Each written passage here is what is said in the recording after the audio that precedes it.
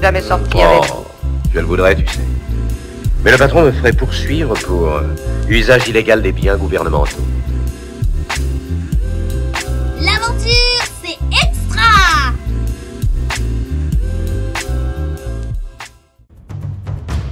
Salut à tous et bienvenue sur l'écran fou, et aujourd'hui on va parler de l'adaptation de la célèbre franchise de jeux vidéo Uncharted, sortie mercredi dernier, et donc j'aborderai ma critique avec une partie no spoil et une partie spoil, selon le timecode indiqué dans le titre de cette vidéo.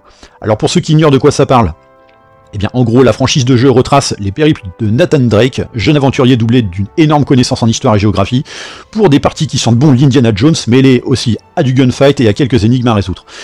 Et donc le film retrace justement les débuts de de Nathan Drake, donc jeune orphelin, bon, comme quoi on n'était pas loin finalement, qui va recevoir la visite d'un certain Sullivan, ex-associé du frère de Nathan, qui va l'embringuer avec lui dans une chasse au trésor des plus dangereuses. Alors perso, Uncharted, c'est une licence que j'aime beaucoup pour son approche de jeu d'aventure. Lorsqu'elle a débuté, il y avait une certaine inventivité dans la revisite du jeu de plateforme, mêlée à l'aventure justement, ce qui était quand même assez original. J'ai trouvé ça très bon. Enfin, au début, j'ai fait le 1, le 2 aussi, donc avec plaisir. Le 3, j'ai pas réussi à rentrer trop dedans, et après j'ai abandonné parce que bon, j'étais plus trop dans les jeux vidéo. Mais je reconnais les grandes qualités de la franchise, qui s'inspire notamment du cinéma. Donc cette adaptation a tout intérêt à respecter ça. Mais on va y venir. Alors il faut savoir que cette adaptation a mis plus de 10 ans à voir le jour quand même, puisqu'il a été question à l'époque que David O. Russell réalise le film, ou du moins il envisageait d'en faire une origin story, ce qui a vite scandalisé les fans du jeu, ceci oubliant quand même que O. Russell, c'est pas non plus n'importe quel guignol du cinéma quoi. D'autant qu'il s'était entouré d'une distribution plutôt alléchante, puisqu'il était question d'avoir Mark Wahlberg dans le rôle titre, et Robert De Niro en Sullivan, donc des acteurs avec qui il a déjà eu l'habitude de bosser, et il était même question de Joe Pesci, qui fut un temps évoqué. Et puis ensuite, David O. Russell a décidé de partir pour différents artistiques avec la prod, qui j'imagine a préféré s'appuyer sur les cris de colère des fans équipés de hier. Donc s'en suivit une succession de réalisateurs pour le poste, à savoir Seth Gordon, Joey Carnahan, Shawn Levy, Dan Trachtenberg ou encore même Travis Knight. Et finalement, c'est Ruben Fleischer qui écope de la lourde charge de satisfaire à la fois les fans et le studio, avide de développer une franchise cinématographique qui va lui rapporter plein de sous-sous. Donc Ruben Fleischer, un mec qui s'était illustré par l'excellent Zombieland, et qui depuis n'a fait qu'enchaîner les foirades, et qui désormais est devenu un véritable yes man, notamment au profit de Sony. On retrouve donc Mark Wahlberg, mais cette fois dans le rôle de Sullivan, tandis que Nathan Drake sera interprété par la jeune étoile montante du cinéma hollywoodien, à savoir Tom Holland. Et donc ça vaut quoi ce Uncharted en gros ? Eh ben, on peut pas dire qu'on s'ennuie devant, c'est un divertissement somme toute honorable, avec une distribution tout à fait correcte, ça offre son lot d'action et d'aventure, d'énigmes et de trahison, mais bon, c'est pas Uncharted quoi. Limite, si ça ne s'était pas appelé comme ça passerait pour un film très correct dans le paysage du blockbuster actuel, et avec une distribution pareille, je suis presque sûr qu'il aurait fait son beurre. Bon, certes, pas autant que s'il s'était appelé Uncharted, mais bon. Quoi qu'il en soit, que ceux qui criaient sur le projet de David O. Russell se mettent désormais à pleurer, parce que finalement, c'est là aussi une origin story qu'on nous sert, avec une intention de capitaliser évidemment sur le long terme en choisissant un casting à la moyenne d'âge bien inférieure aux exigences des rôles, sauf que, comme je le disais, là, c'est pas réalisé par un auteur, comme David O. Russell, mais par un yes man. Ce qui fait que, mis à part toute efficacité de spectaculaire que pourrait offrir le film, c'est un métrage totalement plat, sans la moindre ambition de mise en scène. C'est-à-dire qu'il puise déjà dans à peu près tout ce qu'il peut du genre, pour tenter de livrer cette approche de film d'aventure. Donc on va te prendre un peu d'Indiana Jones, du Lara Croft, et puis aussi beaucoup de Benjamin Gates. On va mélanger tout ça dans un shaker, et on vous le sert. Alors que le jeu s'inspirait justement de tout ça, mais pour avoir sa propre identité, que le film n'effleure finalement jamais. Quand je disais tout à l'heure que le jeu avait cette force d'avoir un aspect très cinématographique, ici, le film n'a ni l'aspect du jeu, ni la puissance cinématographique de ce qu'il tente d'adapter. Le jeu, c'était des décors magnifiques que le héros devait exploiter au maximum pour venir au bout de sa quête. C'était de l'ingéniosité dans le gameplay, avec parfois des idées de mise en scène plutôt innovantes pour le domaine, surtout à l'époque. Il y avait de la narration, et surtout il y avait des flingues, quoi. Tout ce que le film se refuse de proposer pour être en conformité, encore une fois, avec le cahier des charges du blockbuster standard, qui répond donc aux exigences pas forcément élevées des spectateurs, si ce n'est la recherche de fidélité au produit d'origine. Donc via quelques petites références aux divers jeux, des easter eggs parsemés ça et là dans le film, mais outre le fanservice, on est loin de l'atmosphère d'origine qui est Uncharted. Donc effectivement, on est dans un film qui s'appuie sur un scénario déjà qui est résumé en 2 lignes, mais qui va enchaîner les scènes à un rythme effréné, donc c'est bien simple, t'as pas le temps de t'ennuyer. Ça, c'est une des grosses qualités du film, on peut pas leur enlever, sauf que tu te rends vite compte que ça a tellement déballé, que à la fin, t'es à la limite de ne pas te souvenir de ce qui s'est passé au début. Déjà, parce qu'il n'y a rien qui puisse justifier que ça te reste en mémoire dans la forme comme dans le fond, parce que c'est totalement basique, mais aussi parce que oui, il y a trop de successions de scènes, qui plus est associées à du rebondissement. Alors là, par contre, effectivement, on ne pourra pas leur reprocher non plus de ne pas être fidèle au jeu, parce qu'en matière de trahison entre les personnages, on est servi, mais sauf que toute la richesse scénaristique du film s'appuie sur ça. Alors déjà qu'il n'y a pas beaucoup de richesse, plutôt que de nous faire, par exemple, des énigmes qui puissent faire cogiter un peu le spectateur pour apporter un soupçon de ludisme, après tout, on adapte un jeu, donc ça aurait pu être intéressant de partir un petit peu dans cette optique, mais non, on préfère tout déballer sans la moindre réflexion en matière d'énigmes, parce que les héros, ils trouvent les réponses aux différents trucs, comme on trouve un mouton de poussière sous un meuble, quoi. Et donc la seule chose qu'il reste pour agrémenter tout ça, ce sont les retournements de veste, que je ne pourrais même pas vous compter tellement ils sont nombreux. Au point que toi, en tant que spectateur, t'en es vite rendu à n'attendre que ça, parce que t'as finalement compris que la mécanique scénaristique du film ne repose que là-dessus. Donc bon, allez, une ou deux fois, je dis pas, mais n'étale pas ça sur tout le film. Là, ça fait un peu... je sais pas si je peux te faire confiance, mais je vais le faire quand même. Mais en vrai, j'aurais pas dû te faire confiance. Je sais, tu m'as fait confiance et je t'ai trahi, mais fais-moi confiance cette fois. Ok, je te fais confiance, mais en vrai pas trop quand même.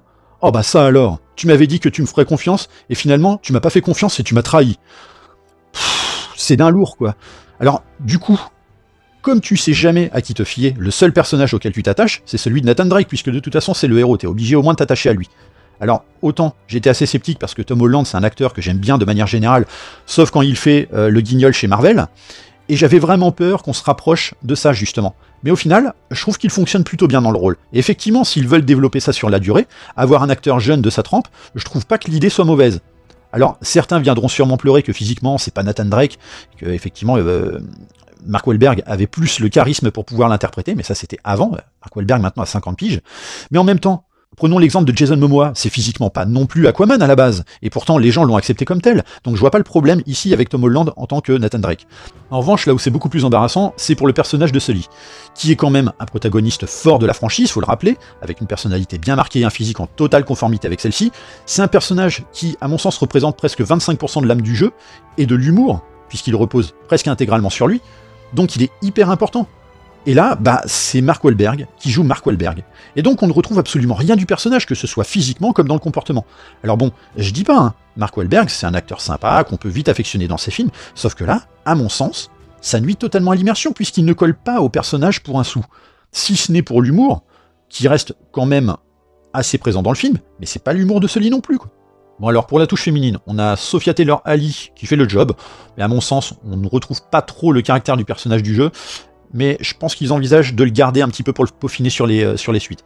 Quant à Tati Gabrielle, dans le rôle de la méchante, elle est correcte, c'est une sorte d'ersatz du personnage de Nadine dans le jeu, mais à qui par contre on a flanqué le nom ridicule de Joe Braddock, donc pour une femme on a vu mieux quoi. Et puis, aussi en méchant, un Antonio Banderas qui cabotine comme souvent depuis quelques années. Et alors niveau action, c'est quand même particulièrement ridicule ce film. Déjà, niveau gunfight, y a que dalle. Niveau escalade, à part une course-poursuite en mode parcours, c'est à peu près tout. Et alors le climax, c'est un déluge de nawak saupoudré de what the fuck. Mais là, je vais être obligé de spoiler, donc si vous ne voulez pas vous divulgacher le film, quittez cette vidéo et revenez une fois après avoir vu le film, sauf si vous en foutez, et puis pour les autres, vous pouvez rester, donc c'est parti. Alors oui, le film s'ouvre déjà sur une séquence d'action dans les airs qui essaie de se la jouer Mission Impossible, mais avec une mise en scène à la Parkinson, pour faire style que c'est énergique, sauf que quand on s'appelle Ruben Fleischer, et qu'on n'a pas le talent pour le faire, et ben dans ce cas on évite, pour le bien du spectateur quoi, parce que c'est indigeste, et alors ça défie toutes les lois de la physique cette séquence. C'est-à-dire qu'en gros, il y a un avion, donc un gros avion de fret américain, qui se retrouve avec tout son fret au cul, retenu par deux sangles, et le héros qui se réveille accroché au pied à l'une de ces caisses de fret, et donc il y a des mercenaires qui veulent avoir sa peau. Ça se balade entre deux cargaisons qui se font traîner dans les airs à plus de 500 km/h à une altitude de 30 000 pieds, où il fait en moyenne moins 40 degrés, comme s'il sautait d'un wagon de train à un autre.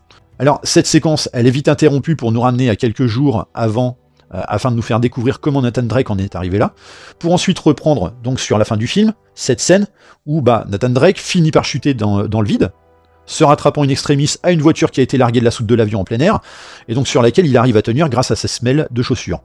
Alors, sûrement qu'elles sont magnétiques, ces semelles, je sais pas, mais sinon je vois pas comment il pourrait faire. Ou alors il a conservé son pouvoir de Spider-Man, j'en sais rien. Et du coup, notre héros survit après ce qui aurait pu l'avoir tué au moins 4 fois dans sa chute. Bref, et donc tout ça pour finir avec un reboot de Peter Pan, avec 2 frégates du XVIIIe siècle volantes, octroyé par hélico. Alors, en sachant que la capacité de charge de ce genre d'hélicoptère est de probablement 10 à 20 tonnes grand maximum, alors qu'une frégate, je sais pas quel poids ça représente, mais à mon sens, en tentant l'expérience, il y a peu de chances qu'un hélico, seul, puisse déjà transporter un tel bateau. Et ensuite, ça s'amuse à jouer à la course-poursuite entre les îlots rocheux philippins à une vitesse de presque 100 km/h. Bref, le dernier tiers du film, à lui seul, fait s'écrouler toute la cohérence que le film tentait de livrer au profit d'un spectacle débile à souhait, et visuellement en plus, c'est pas très beau. On galère quand même beaucoup à valider, parce que c'est pas Fast and Furious ici, c'est censé être Uncharted. Et oui, les effets spéciaux sont surtout absolument dégueulasses. Bref, tout ça pour dire que c'est bien dommage parce que le film se regarde, on peut pas dire qu'on s'ennuie ou que c'était mauvais, ça reste une bonne distraction sans rester dans les mémoires, mais terni quand même par une production qui impose ses revendications à un réalisateur qui n'est là que pour obéir comme un vulgaire toutou, au même titre que chez Marvel. Dommage donc qu'un film qui adapte un jeu vidéo aux prétentions cinématographiques légitimes n'arrive même pas à la hauteur ni du jeu ni de son format grand écran. N'en ressort finalement de bon ce à quoi je ne m'attendais absolument pas, à savoir un Tom Holland qui, je pense, a trouvé sa place dans une franchise hollywoodienne où il ne passe pas trop pour un guignol cette fois, alors qu'il a un potentiel d'acting qui mérite tellement plus. Pour ceux qui en doutent, voyez le reste de sa filmographie, et s'il y a des films que vous n'avez pas découverts parce qu'effectivement c'est pas du format hollywoodien, je vous conseille de vous jeter dessus. Comme d'habitude, on finit cette vidéo avec les réponses du jeu des répliques. C'était pour la critique de Moonfall. En intro, il fallait trouver donc Le Bon, la Brute et le Truand de Sergio Leone, sorti en 1966, puis Les Trois Frères, réalisés par Didier Bourdon et Bernard Campan en 1995, et en outro, une seule réplique, il fallait trouver Les Morphalous, sorti en 84 par Henri Verneuil. Voilà, n'hésitez pas à commenter cette vidéo et me dire ce que vous avez pensé de Uncharted, partagez et likez la vidéo, et surtout abonnez-vous à ma chaîne pour vous tenir informé des prochains contenus, et on se retrouve très vite pour une prochaine critique. Bye.